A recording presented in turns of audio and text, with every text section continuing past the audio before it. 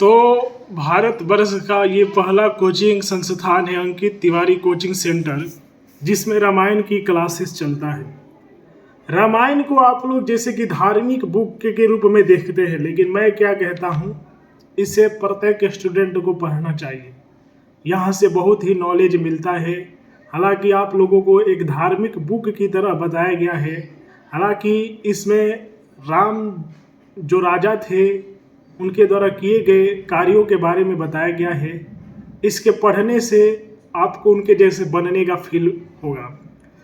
तो दोहा है, जथा सुवंजन अंजनी अंजी दृग साधक सिद्ध सुजान, कौतुक देखत शैल बन भूतल भूरी निधान। मतलब कि जैसे सिद्ध जनों के नेत्रों में लगाकर साधक सिद्ध और सुजान पर्वतों, वनों और पृथ्वी के अंदर कौतुक से ही बहुत सी खाने देखते हैं। इसके बाद गुरुपद रज मृदु मंजुल अंजल, नयन अमिय दृग दोष विभंजन, तेहि करि विमल विवेक विलोचन, बरन राम चरित भवमोचन। श्री गुरु महाराज के चरणों की रज कोमल और सुंदर नयनामृत अंजन है, जो नेत्रों के दोषों का नाश करने वाला है। उस अंजन से विवेक रूपी नेत्रों को निर्मल करके मैं संसार रूपी बंधन से छुड़ाने वाले श्री राम चरित्र का वर्णन करता है। रामायण को धार्मिक बुक की तरफ नहीं देखना चाहिए, ये छात्रों को पढ़ना चाहिए, सिलेबस में होना चाहिए। लोगों ने इसे धार्मिक बुक बना दिया। हालांकि एक तरीके से बहुत ही बढ़िया राज्य व्यवस्था था राम राज्य। तो राम जी जो नाम के व्यक्ति थे उनके द्वारा इस व्यवस्था में बताया गया था, तो पढ़ने से आपके ज्ञान में वृद्धि होगा। लेकिन लोगों ने इस बुक को स्कूल से बाहर निकाल दिया। क्यों निकाल दिया? एक धार्मिक बुक लेकर। हालांकि इसे सभी को पढ़ना चाहिए। ज्ञान जहाँ से भी मिले व्यक्ति को ज्ञान लेना चाहिए। इससे क्या होता है, वो मर्यादित व्यक्ति बनता है। मर्यादा पुरुषोत्तम इसीलिए उनको कहा गया है। उन्होंने इस रामायण के बुक में क्या सिखाया है, किस तरह व्यक्ति को मर्यादा में रहना चाहिए। तो लोगों ने इसे धार्मिक बुक बता दिया है। मैं कहता हूँ प्रत्येक लोगों को पढ़ना चाहिए। जब वो मर्यादा पुरुषोत्तम थे, वे इतना अच्छा व्यक्ति थे कि आज भी लोग उनका भजन करते हैं, तो रामायण बुक पढ़ना चाहिए।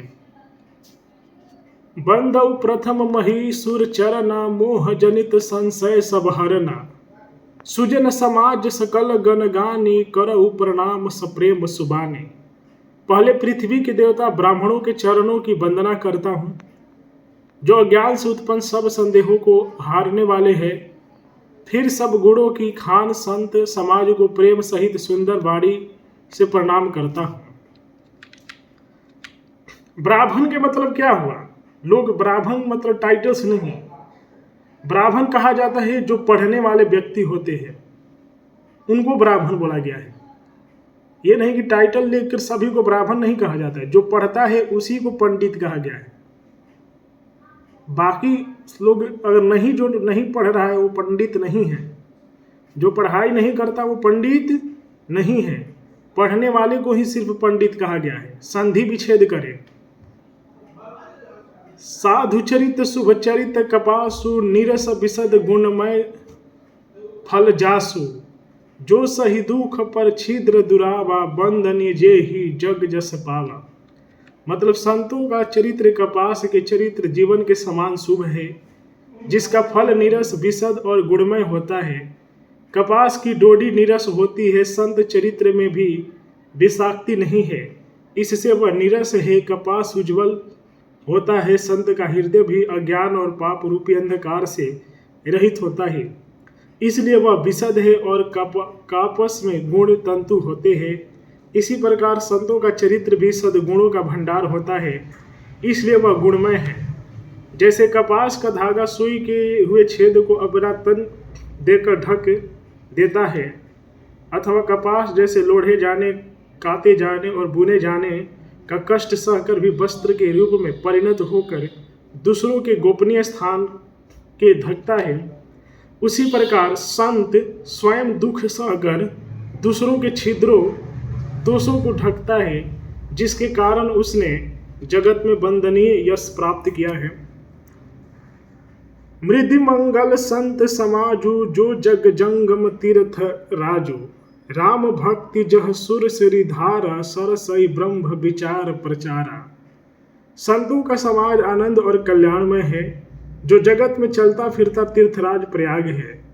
जहाँ उस संत समाज रूपी प्रयागराज में राम भक्ति रूपी गंगा जी की धारा है और ब्रह्म विचार का प्रचार सरस्वती जी हैं।